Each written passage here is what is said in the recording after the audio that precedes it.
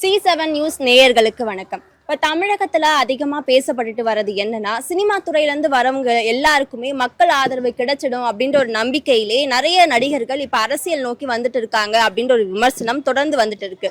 அந்த வகையில விஜய் அவர்கள் இப்ப முதலமைச்சரா ஆகிட்டாங்க. அவரை பார்த்து அவருடைய ஸ்டைல்லே தனுஷ் அவர்கள் பேசிட்டு வராரு. அவரும் இப்ப அரசியலுக்கு வர போறாரு அப்படின்னு நிறைய விமர்சனங்கள் முன்வைக்கிறாங்க. இப்ப தனுஷ் அவர்களுடைய அரசியல் வருகைய மக்கள் எப்படி பாக்குறாங்க? விஜய் அவர்களுக்கு கிடைச்ச அந்த ஒரு அந்த ஒரு செல்வாக்கு, மக்கள் ஆதரவு அப்படின்றது தனுஷ் அவர்களுக்கும் கிடைக்கிறதுக்கான வாய்ப்பு இருக்கா? நடிகர்கள் இப்ப அரசியலுக்கு வரத மக்கள் எப்படி பாக்குறாங்க அப்படின்றத நேரடியா அவங்க கிட்ட கேட்டு தெரிஞ்சுக்கலாம் வாங்க. சப்போர்ட் பண்ற மாதிரியே அவருக்கு சப்போர்ட் பண்ற மக்கள் பாதி இருக்காங்கல்ல, அவருக்கும் சப்போர்ட் கொடுப்பாங்க. படத்துலதான் பாத்துக்கிறாங்களே தவிர எதிர்க்கு அந்த அளவுக்கு நல்லது கெட்டது எல்லாத்துக்கும் கலந்துன்னு பொது விஷயத்துக்கு எதுவுமே பண்ணது இல்லை. அரசியலுக்கு வரட்டும், யார் வேணாலும் வரட்டும், வரத்துக்கு தான் அரசியல். விஜய் சார் வந்தாரு, அவருக்கு ஆதரவு கொடுத்தோம். இந்த மாதிரி அவர் என்ன பண்ண போறாருன்னு அவருக்கு ஆதரவு கொடுத்தது. அதை பத்தி ஒன்றும் கவலை இல்லை. விஜய் அரசியல் ஆரம்பிச்சு மக்கள் பணி செஞ்சு இன்றைய முதல்வர் ஆகிட்டாரு. அதே போல கனவு கண்டு வரலாம். விஜய்க்கு வர மாதிரி வராது. அதாவது 100க்கு 2 ஓட்டு 3 ஓட்டு கிடைக்கிறது தான் தமிழ்நாட்டுக்கு வேற ஒன்றும் கிடைக்கும்.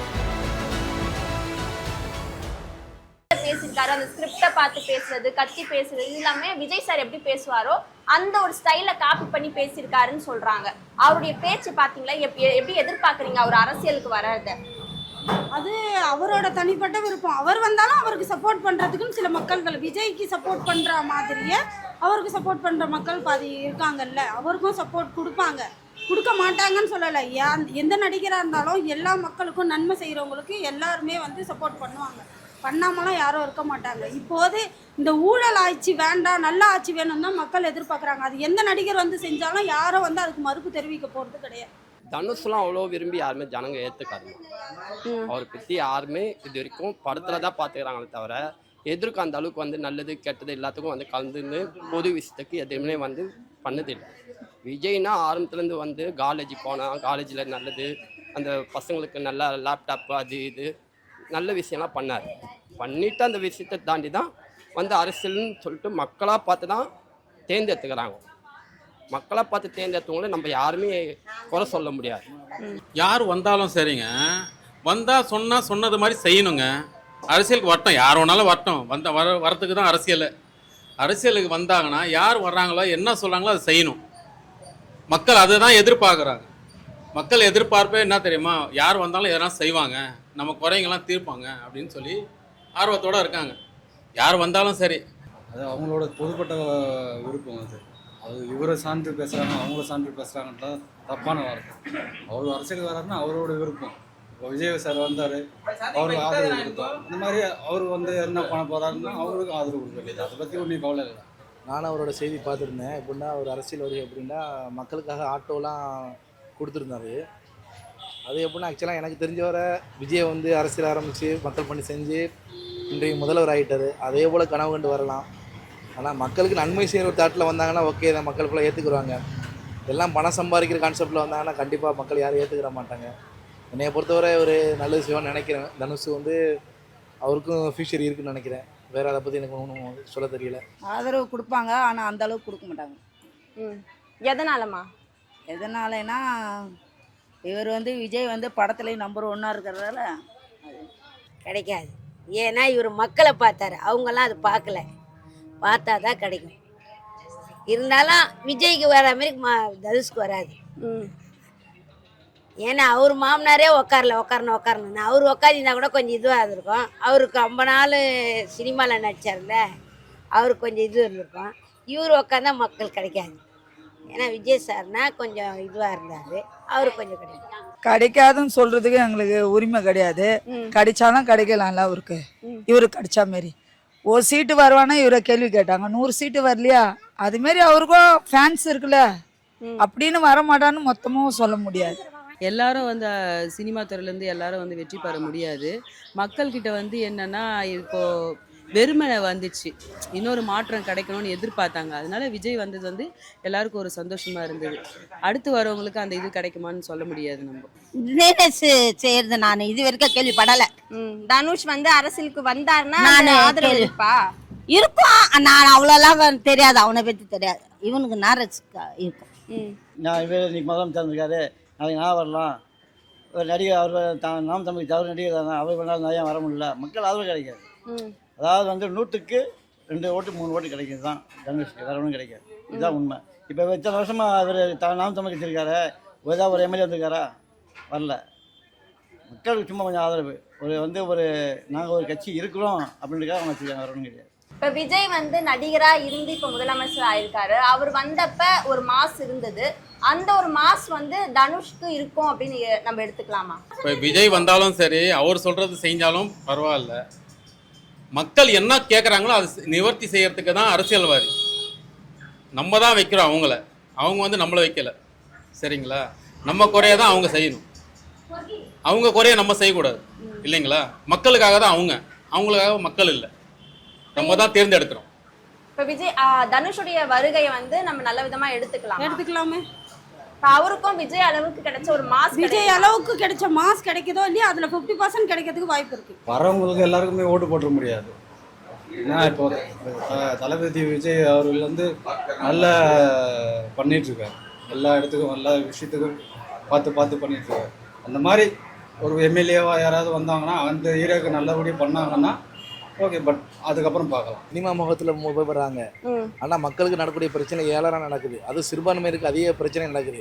யாருமே குரல் கொடுக்கறது கிடையாது. எங்கே போனாலுமே சிறுபான்மையினருக்கு வந்து எல்லா ரீதியிலையும் பாதிப்பு உண்டாகுது.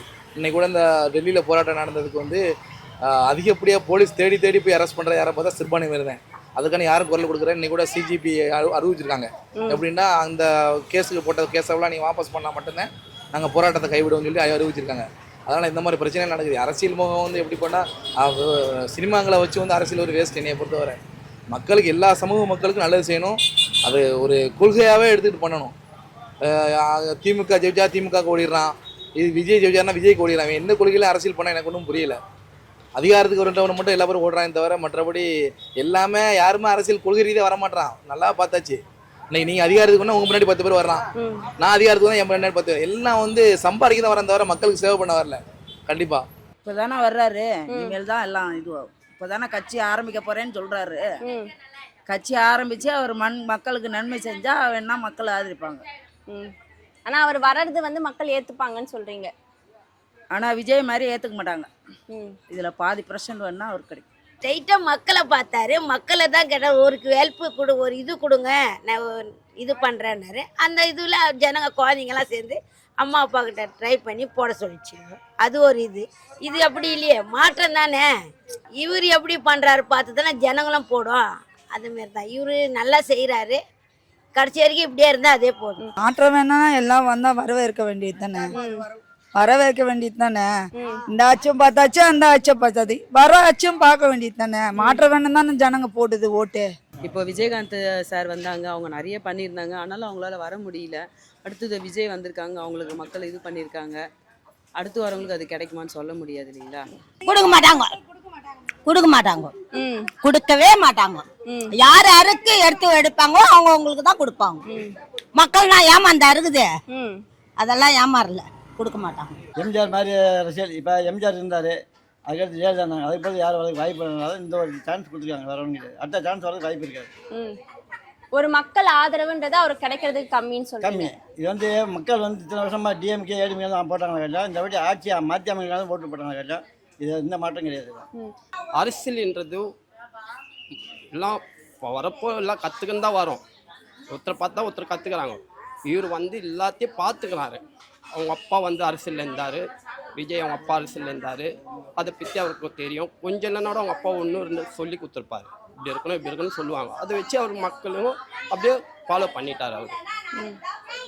இப்போ அதே மாதிரி சினிமா துறையில இருந்து வர நடிகர்களை ஒரு பெரிய பிம்பமா மக்கள் நினைக்கிறாங்களா அப்படின்ற ஒரு கேள்வி. எல்லாரையும் அந்த மாதிரி நினைக்க மாட்டாங்கல்ல, ஒரு சிலரை மட்டும்தானே அப்படி நினைப்பாங்க.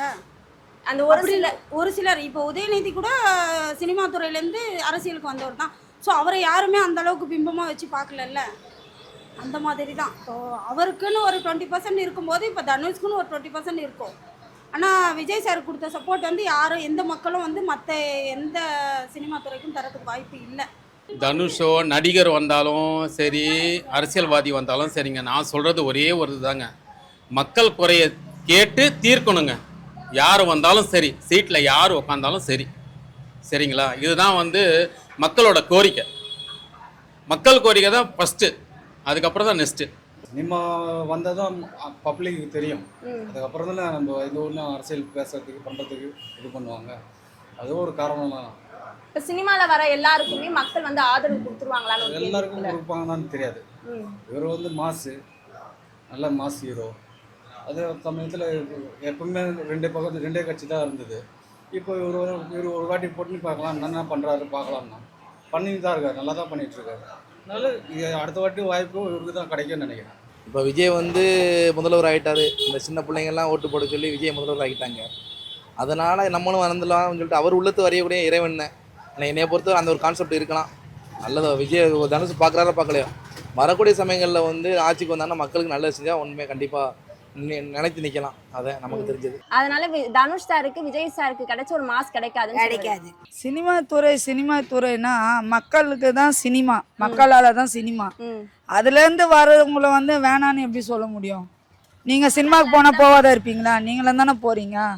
எம்ஜிஆரும் நடிகர் தானே, அவரும் வர இருக்கு இல்லையா? அதுமாரி தான் ஒருத்தரை வரட்டும் பார்க்கலாம்.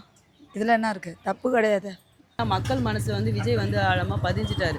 அவர் வந்து நல்லது பண்ணுவார் அப்படின்னு நினச்சாங்க, அதனால பண்ணாங்க. மாற்றம் வேணும்னு நினச்சாங்க.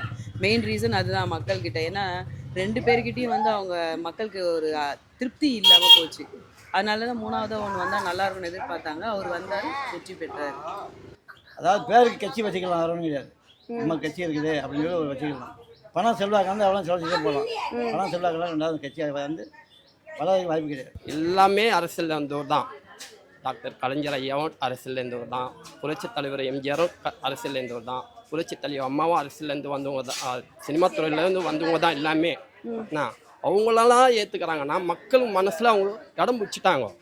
இப்போ விஜயோட எப்படி மக்கள் மனசில் இடம் பிடிச்சாரு, அது போல் அவங்க வந்து மக்கள் மனசில் இடம் பிடிச்சிட்டாரு. தனுஷெல்லாம் வந்து ஏற்றுக்கிற அளவுக்கு அவ்வளோ பெரிய ஆளும் இல்லை, அவ்வளோ பெரிய இதுவும் இல்லை. இன்னைக்கு பிறந்த நாள் ஒன்று கொண்டாடுறாரு. அந்த பிறந்த நாளில் தான் அந்த இத்தனை வருஷமாக கொண்டாடுறது பிறந்த நாள் இன்னைக்கு ஏன் கொண்டாடுறாரு சொல்லுங்க? இத்தனை வருஷமாக கொண்டாடு தானே, இத்தனை வருஷமாக பிறந்த நாள் கொண்டாடுறீங்க. இந்த வருஷம் மட்டும் ஏன் பிறந்த நாள் கொண்டாடுறீங்க? அப்போ அரசியல் வரணும்னு தானே ஆசைப்படுறீங்க. மக்களுக்கு என்ன செய்ய போகிறீங்க?